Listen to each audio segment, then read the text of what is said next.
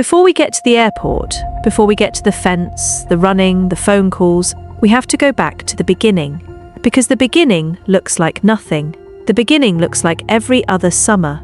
Lars Mittank was 28 years old. He lived in Varna, a quiet port town in Lower Saxony, the kind of place where people know your name at the bakery and nothing much happens on a Tuesday.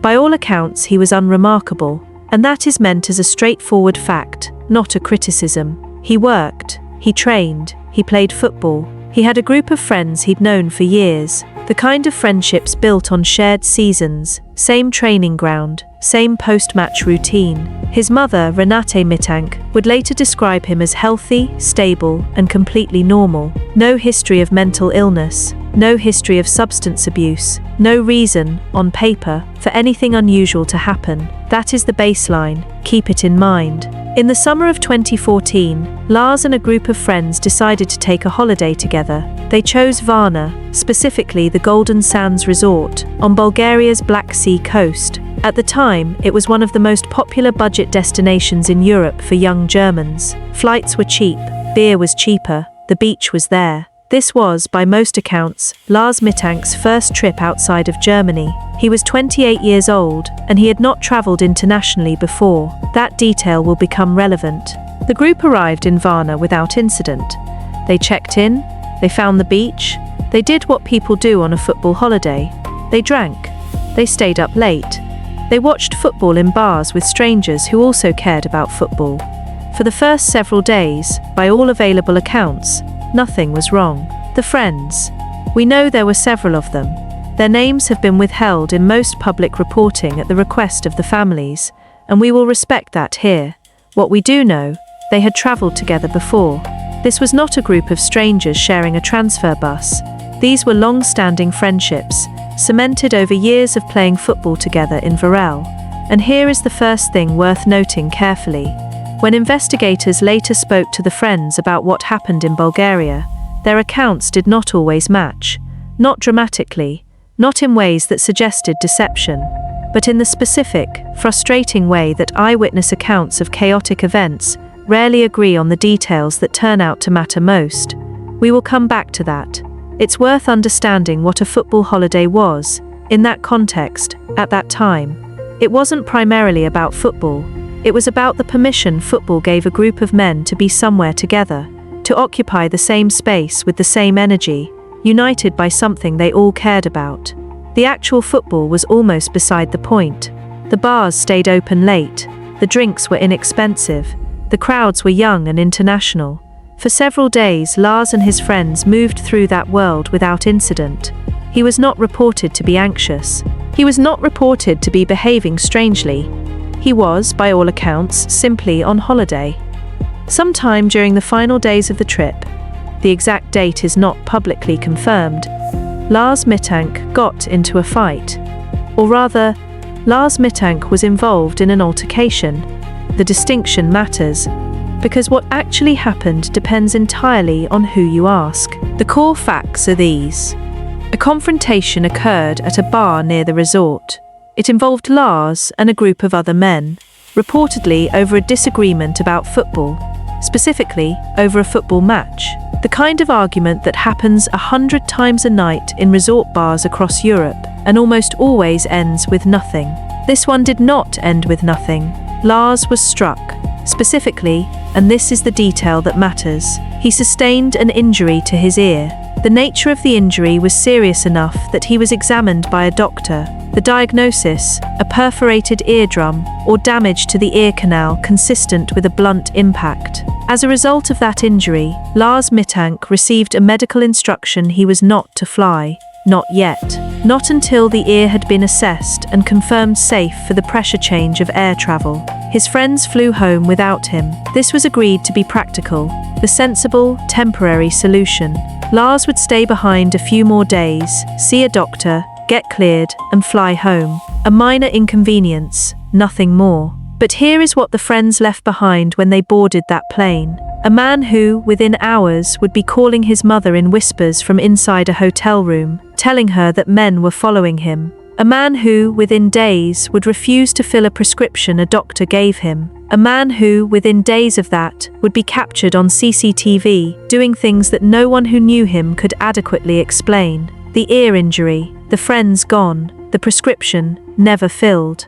What happened in that bar did not end with a fight. Something else began there.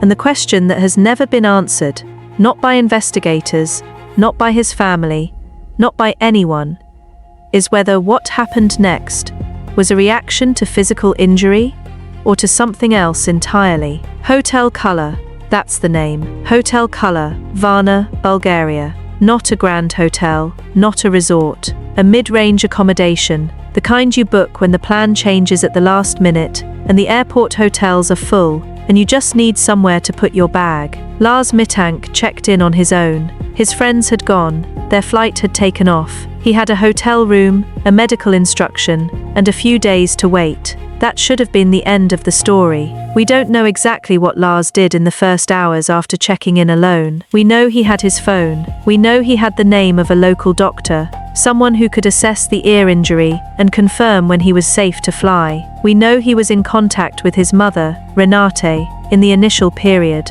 The early calls were, by her account, normal, updating her, keeping her informed, the kind of calls you make when you're somewhere unfamiliar and you want someone at home to know where you are. And then the calls changed. Renate Mittank has spoken publicly about what she heard in those phone calls from the hotel. Not what Lars said, exactly, though she would eventually recount that too, but how he said it. He was whispering. Not every call, but the calls that came later, after the first day, after the night he spent alone in that room. Those calls were whispered. Her son, who had no history of paranoia, no history of anxiety, no documented psychological concerns of any kind, was calling her from inside a hotel room and lowering his voice to tell her things he apparently did not want someone else to hear. What he told her, that he was being followed, that there were men, he did not always specify how many, and his accounts varied between calls, men who were watching him, men connected, he believed, to the altercation at the bar. This is the moment where it becomes very easy to reach for a conclusion, and we are asking you, for now, not to. Because here is what we actually know at this point. Lars Mittank had recently been in a physical altercation with a group of men he did not know. He was in a foreign country, he was alone, he had sustained an injury to his ear serious enough to prevent him from flying. Those are the facts.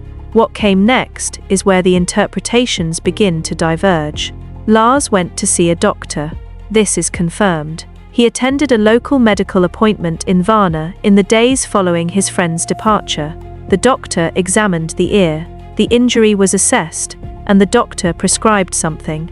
This is a small detail that tends to get mentioned quickly in summaries of this case and then passed over. We are not going to pass over it. The doctor prescribed medication. We know this because Lars called his mother and asked her about it. He wanted to know, specifically, what the medication was for, not a casual question, not a passing curiosity.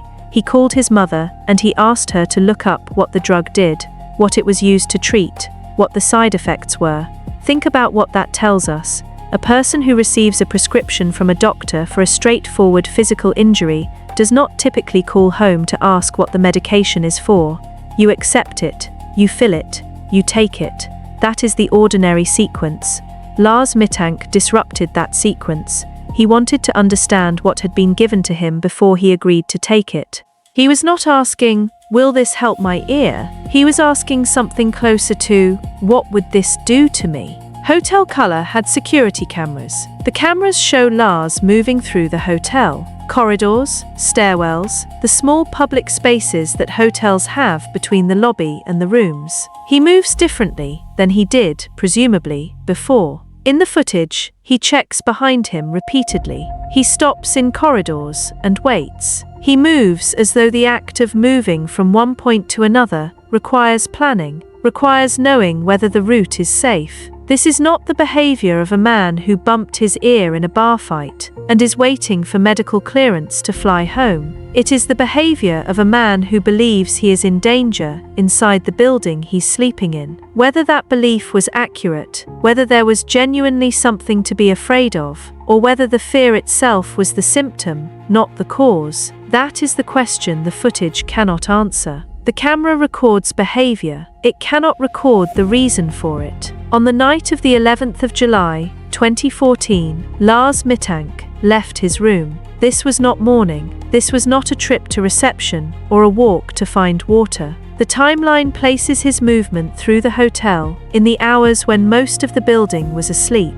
The hotel CCTV captured him moving, and then it captured him doing something that no one who has reviewed this footage has been able to explain with certainty. He left the hotel in the middle of the night without his luggage, without, as far as investigators could determine, telling anyone where he was going.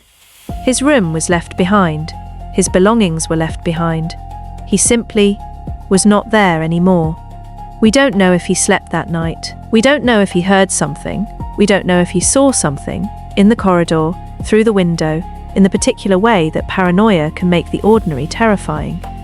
We don't know if he made a decision or if something in him had moved beyond deciding. What we know is that he left, alone, at night, with nothing. Despite the night before, despite leaving the hotel, despite whatever happened in those dark hours that no camera followed him into, he surfaced. He was, by whatever account we have, at some point, moving through the city. He had a medical appointment at Varna Airport, not at a hospital, not at a clinic, at the airport.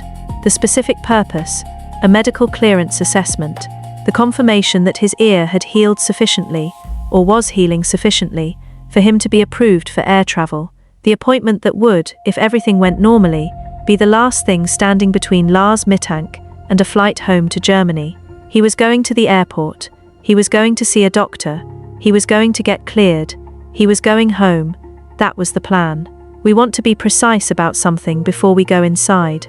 Varna Airport, on the morning of July 12, 2014, was not unusual. It was not understaffed. It was not chaotic. It was not the kind of airport that appears in films as a backdrop for danger, all exposed concrete and dark corners. It was a functioning regional airport, on a clear summer morning, doing exactly what airports do.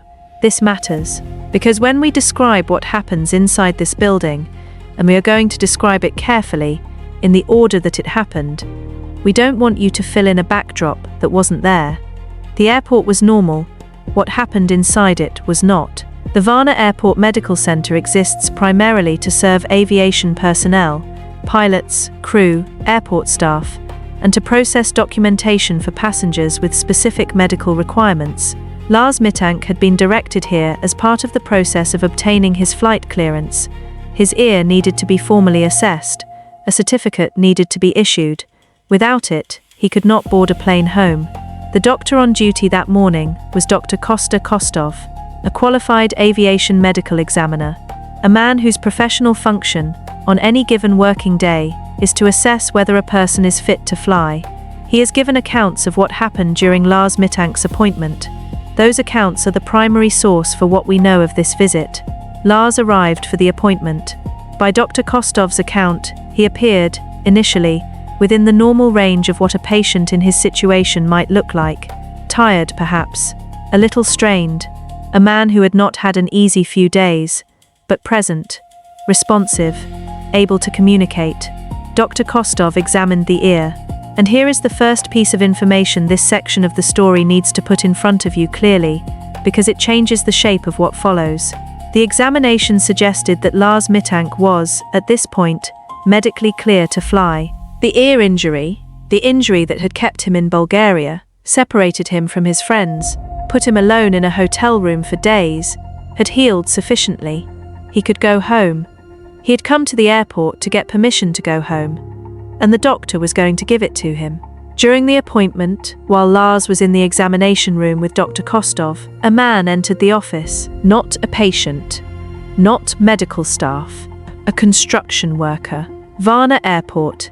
In the summer of 2014, had renovation work underway. Construction was a normal part of the environment. Workers moving through peripheral areas of the terminal was not, in itself, unusual. This man appears to have entered the medical office for an unrelated reason, a practical matter, by most accounts, a question about access, or about the work being done nearby. By all available accounts, he was not threatening, he was not aggressive. There was nothing about his behavior that should have registered as alarming to anyone in that room. Lars Mittank saw him come through the door, and something shifted. Dr. Kostov has described what happened next. Lars's demeanor changed immediately, not gradually, not in the way anxiety builds when something unsettling accumulates over time. Immediately, the moment the construction worker entered the room, Lars Mittank reacted as though the thing he had been afraid of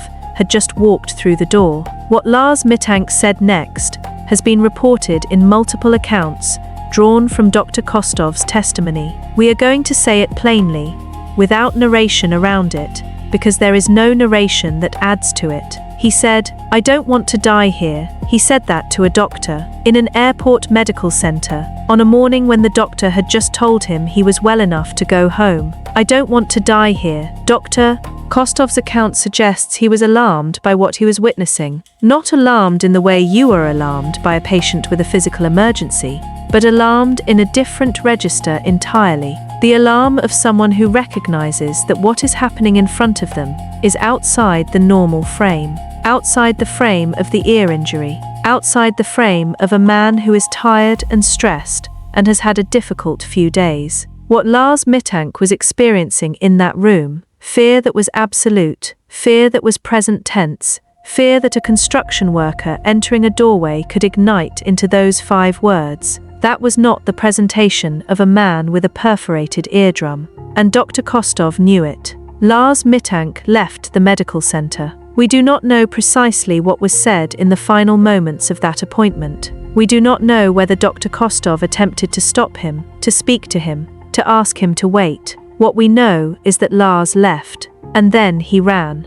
The CCTV footage from inside Varna Airport captures what happened next. This footage is real. It has been broadcast. It has been seen. We are describing it here because what it shows is easier to understand, built up from description, than absorbed all at once. Lars Mittank moved through the terminal at speed, not a jog, not a fast walk, a sprint, a flat-out, full-commitment sprint through a public airport terminal on a busy summer morning. The people around him, the passengers, the airport staff, the strangers doing what strangers do in airports, they moved out of his way, or they didn't move fast enough, and he moved around them. He was not looking at them, he was not looking back, he was looking, as best as the cameras can show us, at where he was going, at the exit, at the way out. He ran through the terminal, he passed the check-in desks, he passed the cafe, he passed the families with luggage and the men on phones and all the apparatus of an ordinary morning. He ran past all of it, and he went through the door. Outside the terminal building, Lars Mittank did not stop. There is CCTV coverage of the exterior. There are accounts from people who were present. And what the footage and those accounts agree on is this. He reached the perimeter fence, the boundary between the public access areas and the operational zone of the airport, and he leaned over it. He climbed it. An adult man, on a July morning, in full view of an airport, climbed the perimeter security fence and dropped to the other side. We want to make sure that image is sitting correctly. This is not a metaphor. This is not reconstructed. This is not an inference drawn from incomplete evidence. The cameras recorded it. Lars Mittank, who had come to the airport for a routine medical appointment, who had been told he could fly home, who had a life in Germany waiting for him, climbed a fence and ran into the open ground beyond the airport perimeter, and then the cameras couldn't follow him anymore. Now we need to tell you something. In the hotel, we told you about the prescription. We told you about a man who called his mother and asked what his medication was for. We built a framework around it. The inner ear, the vestibular system, the way physical trauma can distort perception. You may have felt it building.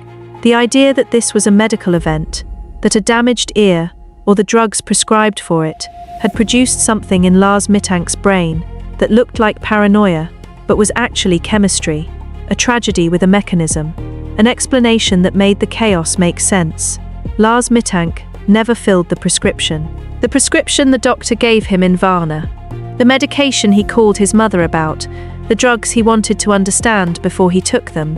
He never took them. He never filled the prescription. There were no drugs in his system. There was no chemical intervention that could have produced what the hotel cameras showed or what Dr. Kostov witnessed in that examination room. Whatever Lars Mittank was experiencing, the certainty that men were following him, the whispered phone calls, the behavior on the hotel CCTV, the 5 words he said to a doctor on a clear July morning that came from inside him, unmedicated, unaltered, his own. Go back through what you thought you understood.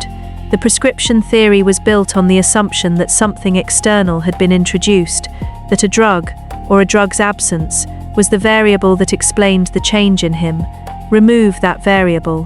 What you are left with is a man who, for reasons that remain unknown, underwent a significant and rapid psychological change while alone in a foreign country, following a physical altercation, with no chemical explanation, with no prior history of mental illness, with no framework offered by anyone who knew him that makes this make sense.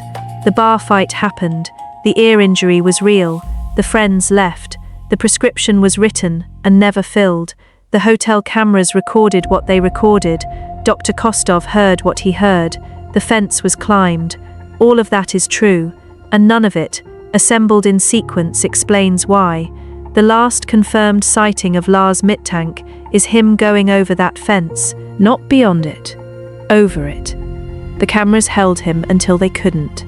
After that, nothing confirmed. No sighting accepted as verified by investigators. No phone contact, no bank activity, no passport use. Now let's start with the question we haven't asked directly. Not what happened to Lars Mittank, not where he went. What was he afraid of? Because there are 2 possible answers to that question, and they are not compatible with each other. Either Lars Mittank was afraid of something real, something external, something that existed in the world independently of his perception of it, or Lars Mittank was afraid of something that only existed inside him. Both answers have evidence. Both answers have gaps. Both answers, when you follow them far enough, arrive somewhere that doesn't fully close. The starting point for every theory about Lars Mittank is the same: the night in the bar and the men he encountered there. So let us look at that night more carefully than we have done so far. What we know with confidence: an altercation occurred. It involved Lars and a group of other men. The stated cause was a disagreement about football. Lars sustained an injury to his ear, severe enough to prevent him from flying. Now here is where the first theory begins. The theory says, this was not an ordinary bar fight. The men involved were not random strangers who got heated about a match and threw a punch. The theory says these were men of a particular kind, organized, connected, dangerous, and that the altercation was not random aggression but targeted, that what happened to Lars Mittank's ear was not an accident of a brawl, but a deliberate act of violence by people who knew what they were doing. And the fear that followed, the whispered phone calls, the men he believed were following him, was not delusion, it was accurate threat assessment. He had encountered the wrong people, he knew it, and they knew he knew it.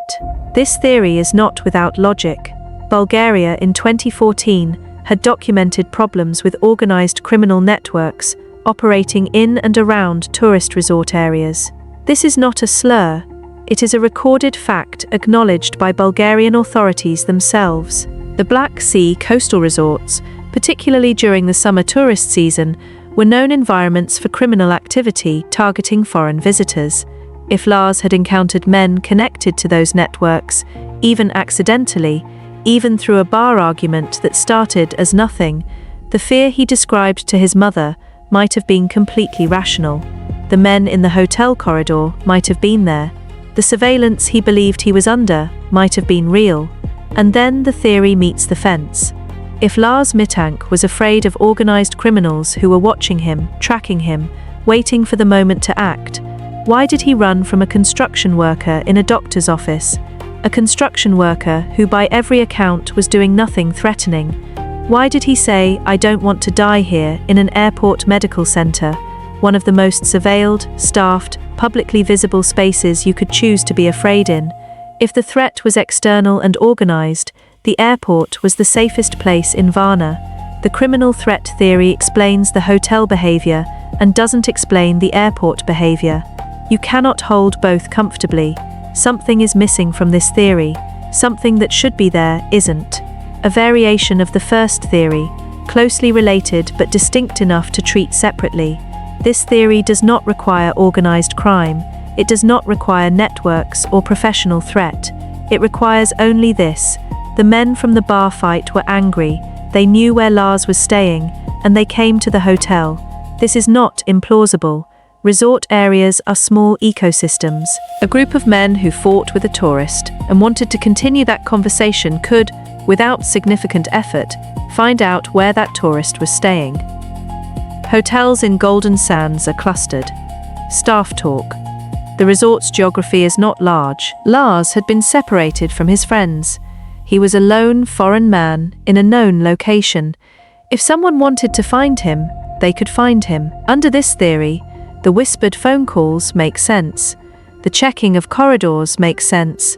The nighttime departure from the hotel, the unexplained leaving in the dark without his luggage, makes sense if what he was leaving from had arrived at the door of the building he was sleeping in. The theory has internal logic.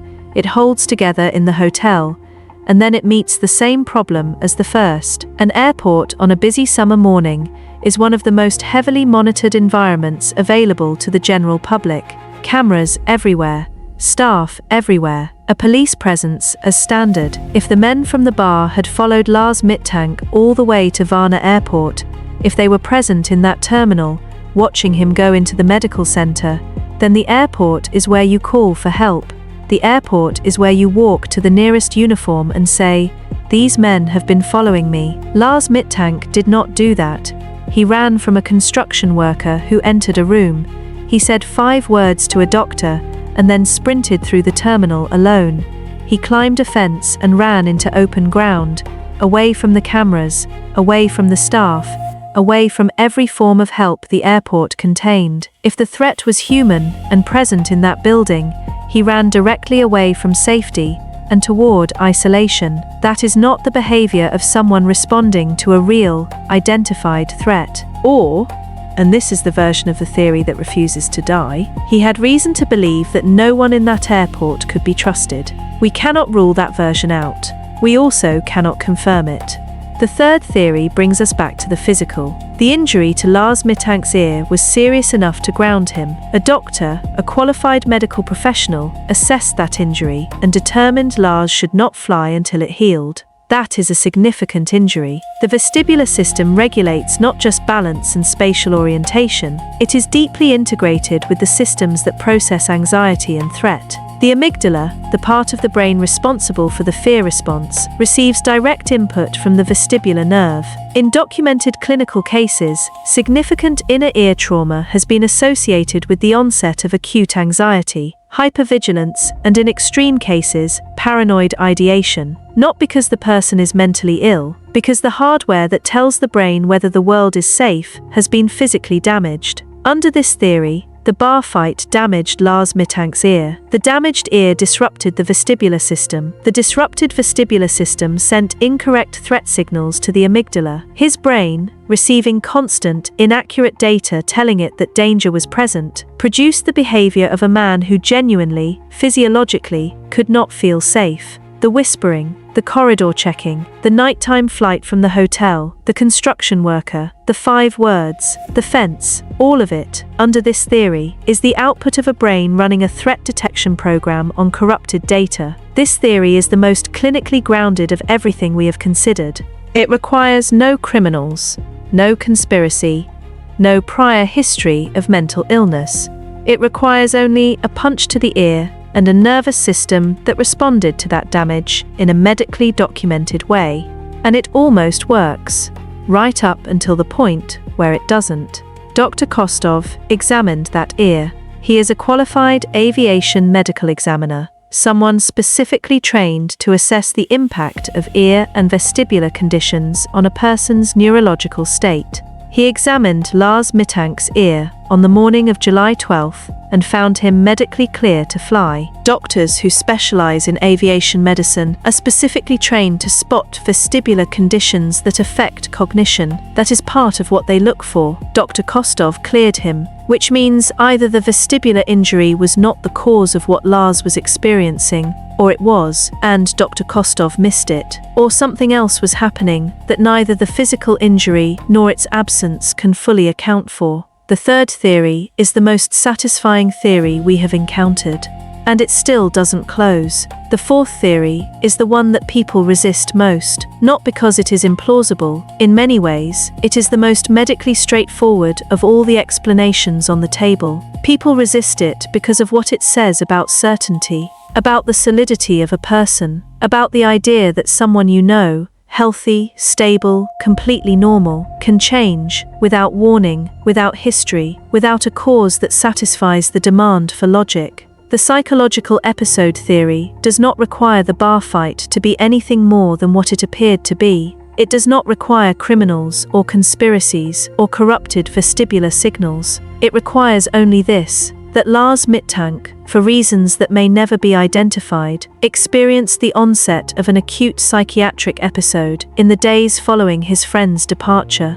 Acute onset paranoid episodes are documented. They occur in people with no prior psychiatric history. They can be triggered by stress, by sleep deprivation, by the particular combination of physical pain and isolation that Lars Mittank was experiencing. A young man, alone in a foreign country, his friends gone, his plans disrupted, in physical pain from an ear injury, not sleeping well by any reasonable inference. The stress model, the accumulation of enough destabilizing factors in a short enough window, is a documented pathway into acute psychological crisis even in people with no prior vulnerability. Under this theory, the fear was real, completely, genuinely real to Lars, but the source of the fear was inside him, not outside him. The men he believed were following him were a product of a mind under extraordinary pressure that had, temporarily, lost the ability to distinguish between the threat it was constructing and the world as it actually was. This theory handles almost everything: the behavior in the hotel, the whispered calls, the escalation, the reaction to the construction worker, the 5 words, the sprint,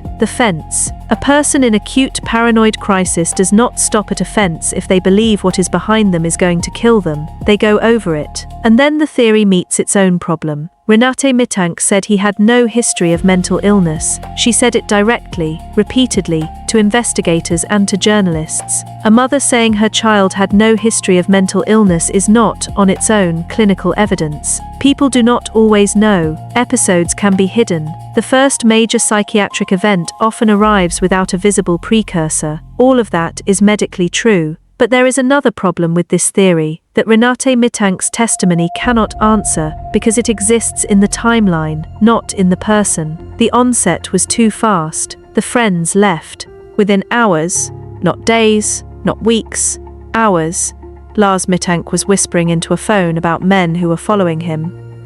Acute psychological episodes triggered by stress typically build, they accumulate, they escalate over time. The compression of the timeline, the speed with which Lars went from unremarkable to unrecognizable, does not fit neatly into the stress-triggered episode model, unless the trigger was not the stress of being alone, unless the trigger was something that happened at that bar. And we are back to the bar. We keep coming back to the bar. We flagged the friends' accounts early and held them. The friends' accounts did not always match. Not dramatically, not in ways that suggested deception, but in the specific, frustrating way that eyewitness accounts of chaotic events rarely agree on the details that turn out to matter most. The specific discrepancies in the friends' accounts have not been fully disclosed publicly. German and Bulgarian investigators spoke to them. The contents of those interviews have not been released in full. What has emerged, through reporting and family testimony, are inconsistencies around 3 specific areas. The first, what exactly happened in the bar. The friends' accounts of the altercation itself contain variations: what started it, how it escalated, how many men were involved, what the nature of the injury to Lars actually was, whether it resulted from a punch, from a fall, from something more deliberate. These variations may be the entirely normal product of a frightening, chaotic event, recalled by people who were frightened and uncertain, or they may be something else. The second, what Lars was like immediately after the fight. Accounts differ on Lars's state in the immediate aftermath of the altercation. Some accounts suggest he was shaken but coherent. Others suggest the change in him was visible earlier than the timeline of the solo hotel stay implies, that something was already different before his friends left. If that is true, the onset of whatever Lars was experiencing began earlier than the official narrative places it, which means the cause also began earlier. The third, why they left. The friends left because it was practical. Lars had a medical instruction not to fly. They had flights booked. The reasonable, adult decision was for them to go and for him to follow. This explanation is completely plausible. It is the explanation that has always been given. It is also, and we say this carefully, an explanation that asks us to accept that a group of friends left a man alone in a foreign country after he had been injured in a bar fight, because it was the sensible thing to do. We are not suggesting the friends are responsible for what happened to Lars Mittank. We are observing that the account of why they left, and the details around it, has not been examined publicly with the same rigor as everything that happened after. What happened in that bar? What, exactly, happened? Let us do this methodically.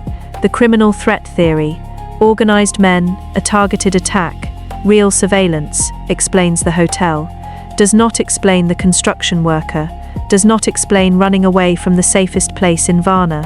The pursued by attackers theory, the men from the bar, located the hotel, followed him, explains the whispered calls, explains the nighttime departure, does not explain the airport behavior, does not explain climbing a fence away from help. The physical injury theory, vestibular damage, disrupted threat signals, a brain running corrupted data, explains the escalation pattern, explains the disproportionate fear response, does not survive Dr. Kostov's examination, cannot account for a trained examiner finding him clear. The psychological episode theory, acute onset, stress-triggered, no prior history, explains almost everything, does not explain the speed of onset, returns, always, to the bar. And the bar, the original event, the thing every theory uses as its starting point, remains, after more than 10 years, the least fully documented part of this story. We know an altercation happened. We know an injury was sustained. We know that what followed does not resemble a straightforward outcome of a straightforward fight. We do not know what actually happened inside that bar. Here is what is larger at the end of all of this than it was at the beginning. Not the number of theories, not the list of facts, the gap. The gap between every explanation we have and the behavior of a man who walked into a medical office on a clear morning and said, "I don't want to die here," to a doctor who had just told him he was well. The open ground beyond the airport fence was searched thoroughly, and it yielded nothing. A person in genuine acute psychological crisis, disoriented, frightened, exhausted, tends to stop, tends to seek shelter, tends to make decisions that leave traces. Lars left no trace, which either means he was further gone than the immediate search could reach, or it means whatever state he was in was functional enough to sustain movement. The man who climbed that fence did not stop within walking distance of it. Beyond that, the certainty ends. Modern life is difficult to disappear from. Every transaction leaves a record. Every border crossing is logged. Every airline passenger is documented. Every hotel check-in creates a file. Lars Mittank, after July 12, 2014, created none of these records. His bank account showed no activity. His passport was not recorded at any border crossing in any country in any direction from Varna. He did not board a plane. He did not check into a hotel. He did not use a phone registered to his name. He did not contact his mother, or his friends, or anyone who knew him. The absence of records means either Lars Mittank does not want to be found, or Lars Mittank cannot be found. Those are not the same thing, and the case has never resolved which one is true. The most seriously investigated reported sighting in this case came from Romania, specifically from a rural village in the region near the Bulgarian-Romanian border. A report emerged that a man matching Lars Mittank's description had been seen in the area. We want to be precise about what seriously investigated means in the context of this case. It does not mean confirmed, it does not mean verified. It means that investigators and family representatives treated this report as credible enough to pursue, to follow the information to the location, to speak with witnesses, to compare what was reported against the physical description and photographs of Lars Mittank. The outcome of that investigation, the lead could not be confirmed. The person who was reportedly seen could not be conclusively identified as Lars Mittank. The sighting was neither proven nor dismissed. It joined the category of things in this case that refuse to close, possible but unverifiable, real enough to pursue, inconclusive enough to haunt. But here is the thing about the Romanian sighting that the investigators could not set aside. If the person seen was Lars Mittank, if we are willing, for one moment, to grant that, then the distance he had covered was significant. From Varna Airport to the Bulgarian-Romanian border is not a short distance on foot, not for a man with no money, no transport, no support. The question of whether Lars Mittank could have reached that location, on foot, in the days following July 12th, was examined. The answer was, it was not impossible, barely, but not impossible. Not impossible is not confirmation, but it is the closest this case has ever come to a next chapter. If Lars Mittank survived the fence, if he kept moving, kept making decisions, kept putting distance between himself and whatever he believed was behind him, then something kept him functional in the immediate aftermath.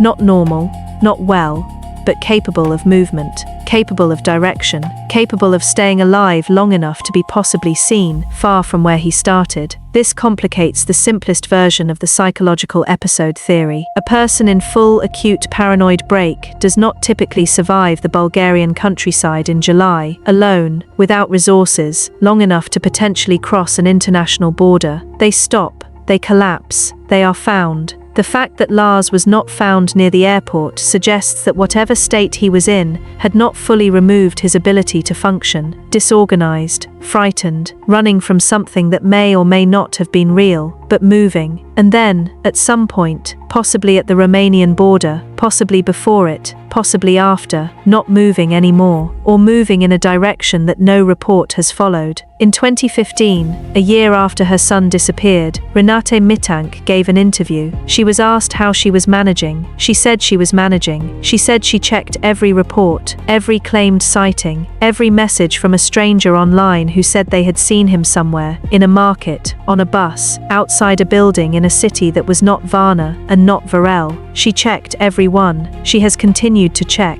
The leads thin out over the years. The reported sightings become less frequent. The people who want to help, who genuinely want to help, offer less, because there is less to offer. The investigation, on the official side, has not been formally closed. It remains an open missing persons case. Varna Mittank has said, in multiple interviews, that she does not believe Lars is dead. We are not in a position to confirm or contradict that belief. We can only note that it is held by the person who knew him best, the person whose voice he called from a hotel room in a foreign country when he needed to tell someone what he was afraid of. She picked up every time. There is a version of what we have done here, presenting the footage, the theories, the timeline, that treats Lars Mittank as a puzzle. We want to be honest that we know he is not a puzzle. He is a person. He was someone's son.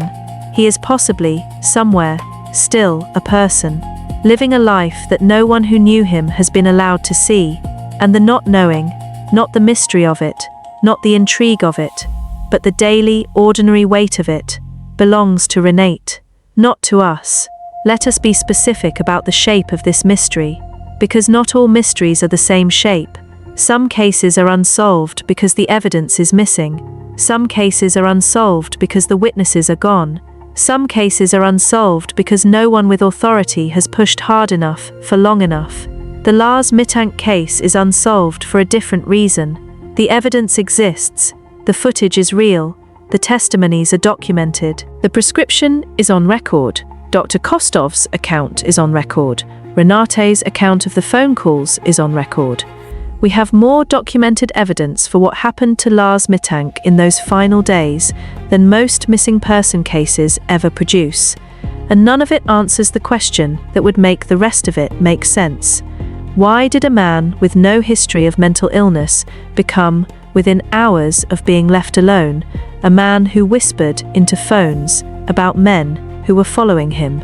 What happened in that bar that produced a consequence disproportionate to every version of the bar fight that has ever been described? What did Lars Mittank see when he looked at a construction worker standing in a doorway and felt certain enough he was going to die that he said it out loud to the doctor treating him? The cameras recorded where he went. They never recorded what he saw. Before we go any further, we want to ask you something. After everything you've seen in this investigation, the phone calls, the fear, the hotel, the airport, the fence, what do you think Lars Mittank was running from? A real threat? A threat only he could see? Or something else entirely? Let us know what you think, because more than a decade later, that question remains at the center of everything that followed. And the distance between those two things, between the behavior we can observe and the perception that produced it, is exactly the width of everything we do not know. The last confirmed sighting of Lars Mittank is a piece of CCTV footage from the perimeter of Varna Airport. July 12, 2014. He is mid-movement, crossing the fence. His back is to the camera. His face is not visible. We do not know what expression he was wearing. We do not know if he looked back. We do not know if, in that moment, he felt something shift, some change in the quality of the fear, or whether he was beyond that by then, past the point where fear has texture, deep into the place where the body just runs. That image has been viewed millions of times, not because it answers anything, because it is the last time anyone who did not know Lars Mittank is certain they are looking at him. The last moment before the uncertainty begins and does not end. He was going home. That was the plan. On July 12, 2014. The doctor had cleared him. The appointment was done. He had, in his hand, the permission to leave. Home was a flight away. Home was Varel. Home was a bakery, where people knew his name, and a football pitch at dusk, and the particular unremarkable texture of a life that, by all accounts, he was living without complaint. He didn't go home. Lars Mittank is 28 years old in the footage. He will always be 28 years old in the footage.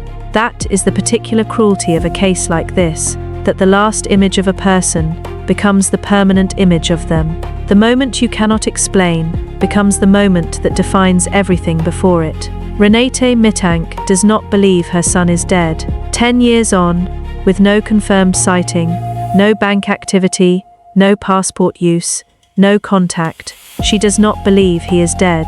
We cannot tell you she is wrong. We cannot tell you she is right. We can tell you that after everything we have assembled and dismantled, after every theory that almost worked and didn't, we are not certain either. The case is open. The case has always been open. Not because investigators failed, not because the evidence disappeared, because the question at the center of it, the one question that, if answered, would make everything else resolvable, is a question about what was happening inside the mind of a man who is no longer available to answer it. And that question has no footage, no timestamp, no frame where it's visible. His name is Lars Mittank. He was 28 years old. He was healthy, stable, completely normal. He went on a summer holiday, and somewhere between the bar and the fence and everything after, he became someone no one could find. Renate Mittank is still looking. Forgotten evidence, unsolved cases, mysteries buried in time. On this channel, we bring them back to light.